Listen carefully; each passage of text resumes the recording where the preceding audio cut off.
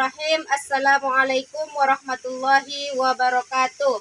Yang terhormat Bapak Ibu penilai ujian uji kinerja. Perkenalkan, nama saya Enna Mariana Siregar, nomor induk mahasiswa 2421100584. Saya adalah guru pendidikan agama Islam dan budi pekerti di SD Negeri 1106 Padang Garugur, Kecamatan Aiknabara Barumon, Kabupaten Padang Lawas, sekaligus mahasiswi PPG dalam jabatan Bet 1 tahun 2025 di LPTK Universitas Islam Negeri Syekh Ali Hasan Ahmad Ad-Dari, Padang Sidimpuan, Sumatera Utara.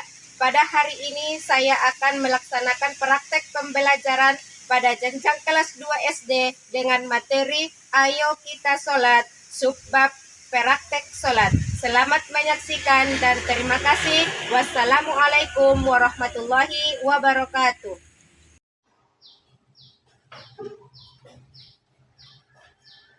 Assalamualaikum warahmatullahi wabarakatuh. Waalaikumsalam warahmatullahi wabarakatuh. Apa kabarnya anak-anak kami semua?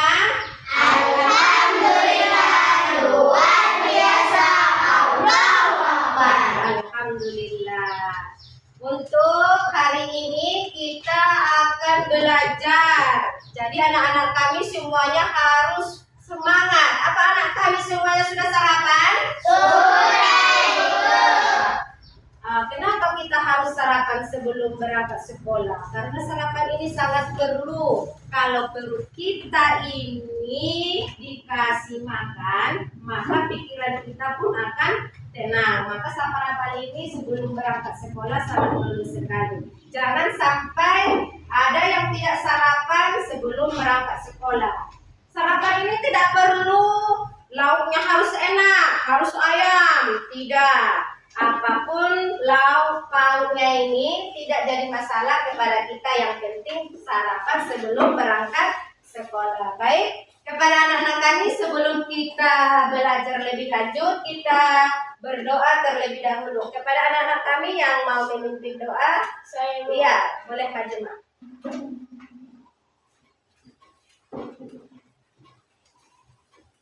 Teman-teman, sebelum kita belajar, mari kita berdoa. Berdoa dimulai.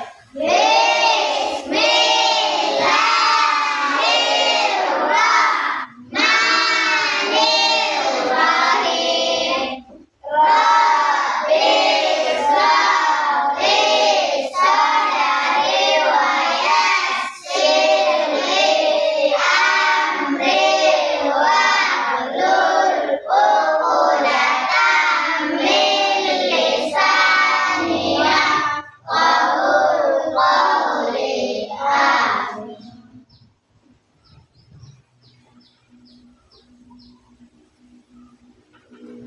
Untuk menumbuhkan rasa cinta kita kepada tanah air kita, kita menyanyikan lagu wajib nasional dulu yang berjudul Garuda Pancasila. Kepada anak-anak kami, coba berdiri semuanya di depan bangku masing-masing. 1, 2, 3, ya.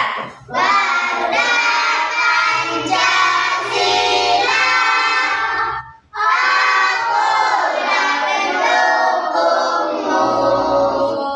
Panjang proklamasi, setia berkorban untukmu.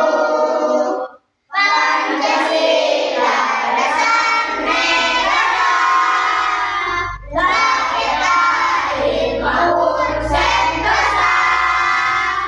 Pribadi bangsaku, ayo maju, maju, ayo maju, maju, ayo maju, maju. Ya, duduk kembali. Coba perhatikan kawan-kawan kita, ada yang tidak masuk? Ya, hadir semua ya? Hadir.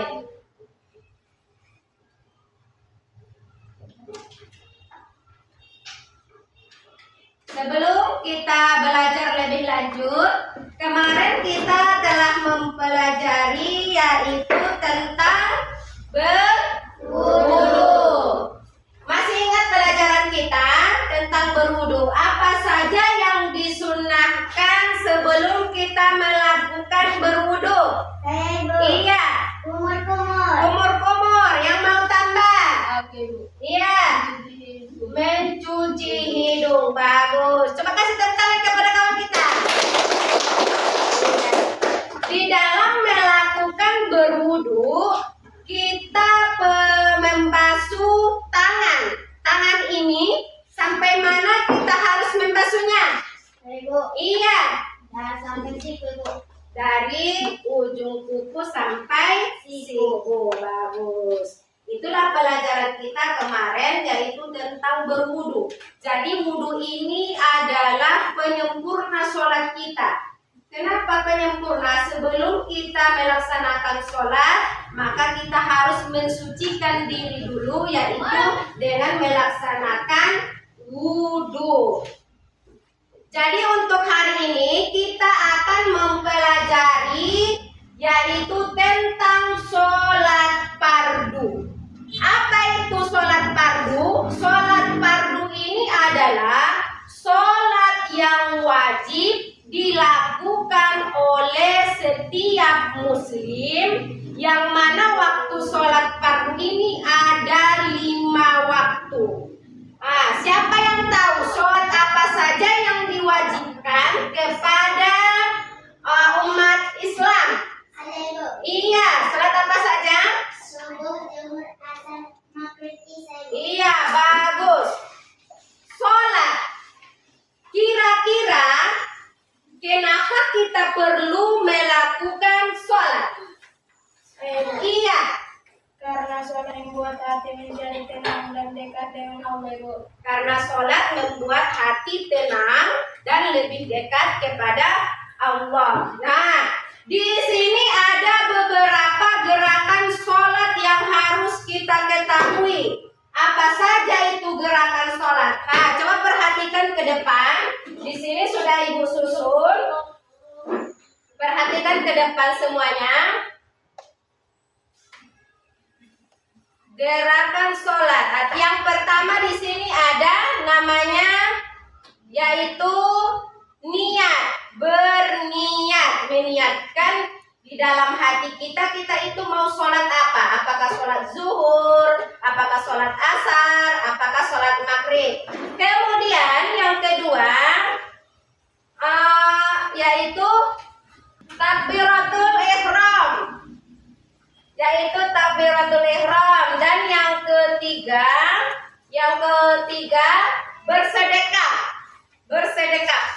bersedekah ini artinya menempelkan tangan ke dada. Kira-kira tangan mana di atas kalau kita bersedekah? Yaitu tangan kanan. Iya. Kemudian yang keempat ruku. Iktidal.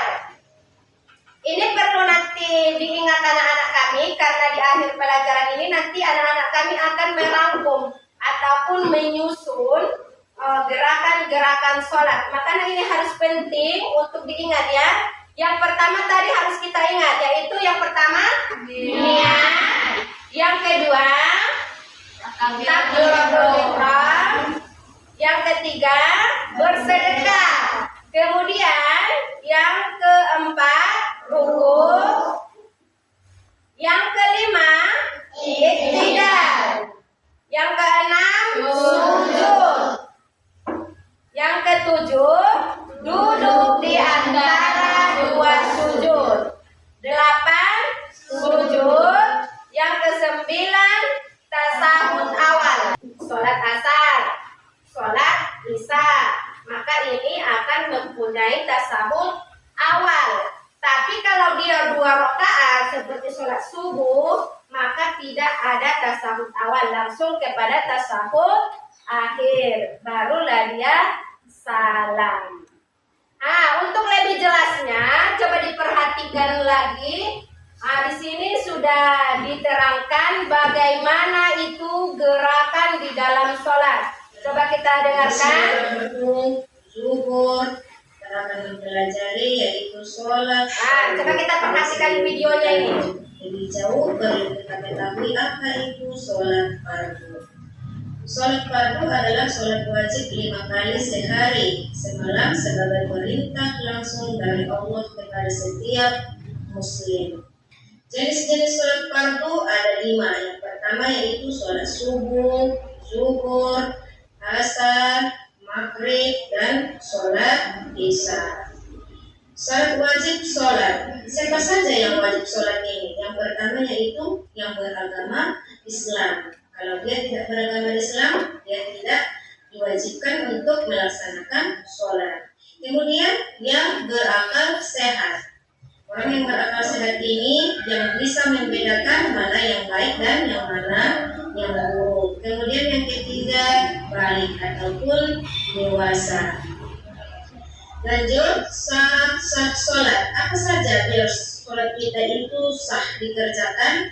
Yang pertama harus dia suci dari hadas dan najis. Makanya kita kalau mau melaksanakan ibadah sholat, kita dianjurkan terlebih dahulu untuk melakukan yaitu namanya berwudu untuk mensucikan kita dari hadas dan najis. Kemudian yaitu menutup aurat. Nah, bagi laki-laki apa saja auratnya? Yang termasuk aurat laki-laki yaitu dari pusat sampai ke lutut. Kalau perempuan selain daripada muka dan telapak tangan. Yang ketiga, masuk waktu sholat. Nah, ada waktunya sholat. Misalnya sholat zuhur jam berapa, sholat maghrib jam berapa, sholat subuh jam berapa. Yang keempat yaitu menghadap kiblat. Nah, kalau kita biasanya untuk menentukan arah kiblat yaitu di mana terbenam matahari. Lanjut, bagi anak-anak kami rukun sholat. Ada namanya rukun sholat. Nah, ini tadi yang kita pelajari yaitu tentang rukun sholat. Coba diingat gerakannya apa saja. Sholatnya, mau niatnya sholat apa? Misalnya niatnya sholat subuh. Kalau niatnya sholat zuhur. Kemudian yang kedua takbiratul ihram.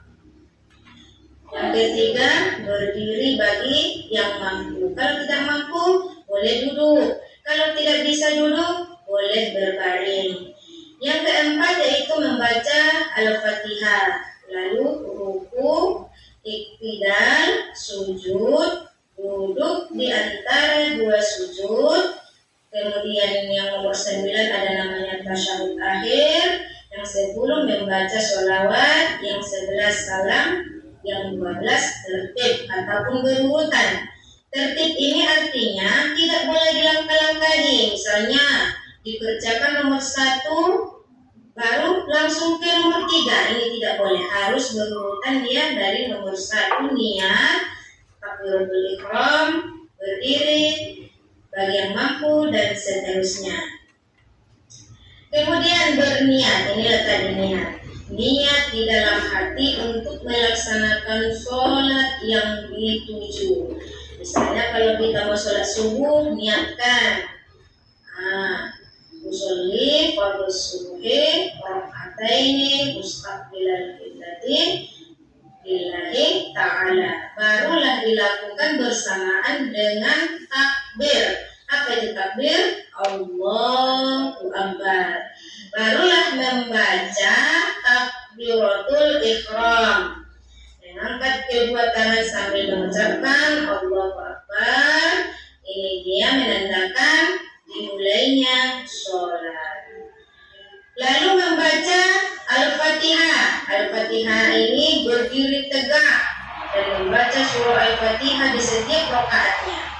Kalau siapa yang tidak membaca surah Al-Fatihah di dalam sholatnya, maka sholatnya itu tidak sah.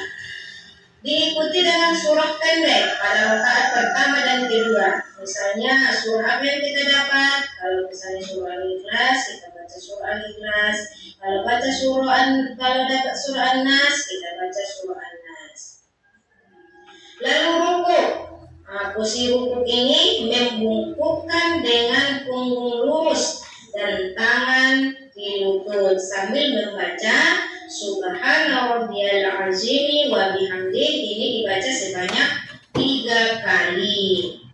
Lalu iktidal, berdiri tegak. Setelah rukuk membaca sami Allahu liman hamidah, Rabbana lakal hamd mil'us samawati wa mil'ul ard wa mil'u ma syi'ta min syai'in ba'd. Itu dibaca. Kemudian sujud. Ini bersujud dengan dahi, hidung, kedua tangan, lutut, dan ujung kaki menyentuh lantai sambil membaca Subhana rabbiyal a'la wa bihamdi. Ini dibaca sebanyak 3 kali juga. Lalu duduk di antara 2 sujud. Duduk di antara 2 sujud ini posisinya duduk dengan posisi iftirashi. Kaki kiri diduduki, kaki kanan tegak sambil membaca Rabbighfirli warhamni warhamni warhamni wahdini wa'afini wa'fu anni. Ini adalah doa yang paling banyak kita sebutkan di dalam sholat. Maka ini jangan kita remehkan. Kemudian membaca tasyahud awal dilakukan pada rakaat kedua sholat yang lebih dari 2 rakaat. Kalau dia 2 rakaat sholatnya langsung kepada tasyahud akhir. Kalau dia 4 rakaat seperti sholat zuhur, asar, ini namanya ada tasyahud awal dan ada tasyahud akhir. Kemudian barulah salam. Setelah tadi membaca tasyahud akhir, lalu berpaling ke kanan dan ke kiri sambil mengucapkan Assalamualaikum warahmatullahi. Assalamualaikum warahmatullahi. Ini menandakan bahwasanya sholat kita telah selesai. Ya, itu tadi adalah merupakan gerakan sholat. Jadi di sini kita akan membuat tugas, yaitu membuat ataupun menyusun gerakan sholat. Kemarin Ibu sudah suruh kalian untuk membawa perlengkapan, yaitu karton dengan lem. Sudah dibawa kartonnya? Sudah. Ya. Baik, kepada anak-anak kami di sini tugasnya kalian akan menyusun gerakan-gerakan sholat dan membuat ataupun menuliskan manfaat daripada sholat. Baru nanti kita presentasikan ke depan, walaupun nanti dia hanya perwakilan saja. Jadi kita bagi menjadi 3 kelompok ya, kelompok 1, kelompok 2, dan kelompok 3. Coba diambil peralatannya dan boleh dikerjakan. Ibu tunggu selama 5 menit ya. Itu dikerjakan. Di sini Ibu sudah persiapkan gambarnya. Jadi anak-anak kami tinggal menyusun. Urutan sholatnya harus benar. Karena urutan sholat ini tidak boleh tadi dilangkahi ya. Maka ini gerakan sholatnya ini harus berurutan. Mulai daripada niat sampai kepada salam. Ya, silakan dikerjakan. Kerjasama secara berkelompok, artinya bukan satu orang yang mengerjakan, tapi semua mengerjakan. Ada yang membuat manfaat sholat, ada yang menyusun gambar, ya. Harus berurutan dia.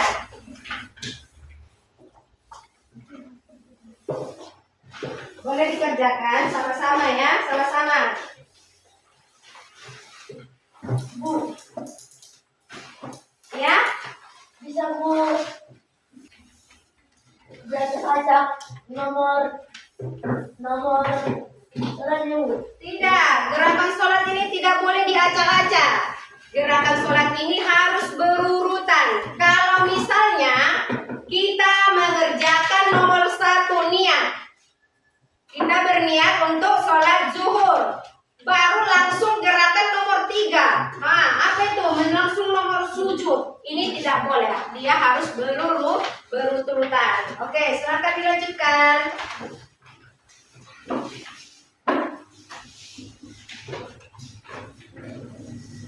Nah, silakan.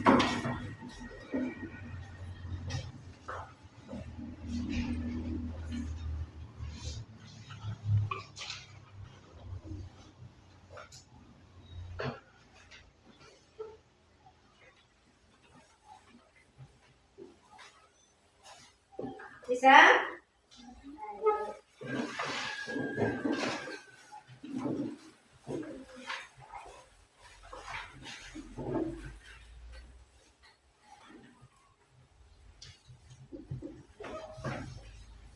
Kalau begini bisa kan?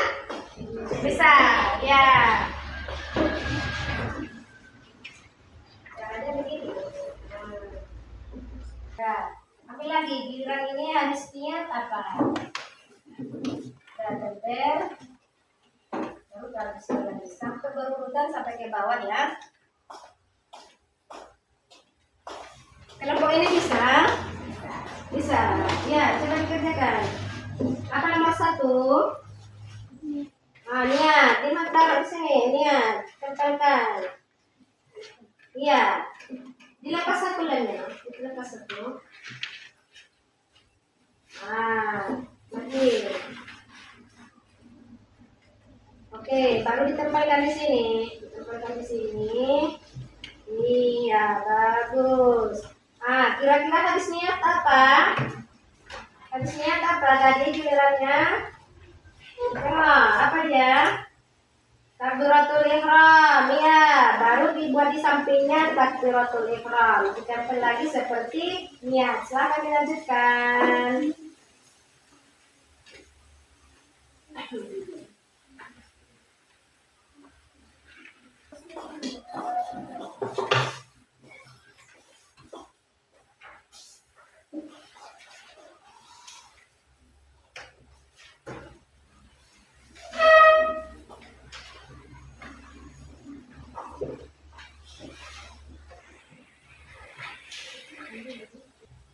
Sudah siap semuanya? Sudah. Baik, sebelum kita presentasikan ke depan supaya lebih rileks, di sini ada lagu. Mari kita nyanyikan dulu nih supaya lebih semangat nanti untuk presentasinya. Coba. Kepada anak-anak kami, dapat lagu ini kan? Dapat? Iya. Coba kita nyanyi sama-sama. 1, 2, 3, ya.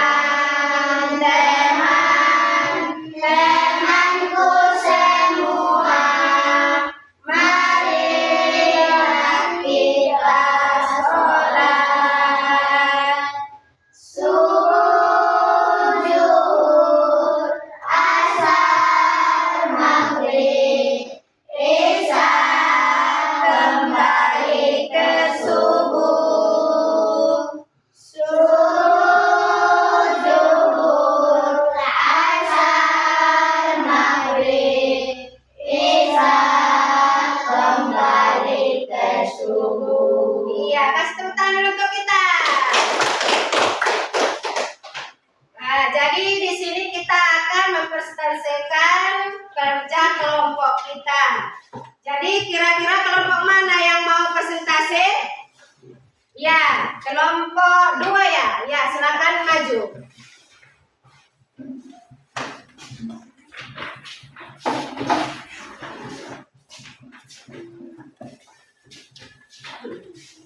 Assalamualaikum warahmatullahi wabarakatuh. Waalaikumsalam warahmatullahi wabarakatuh.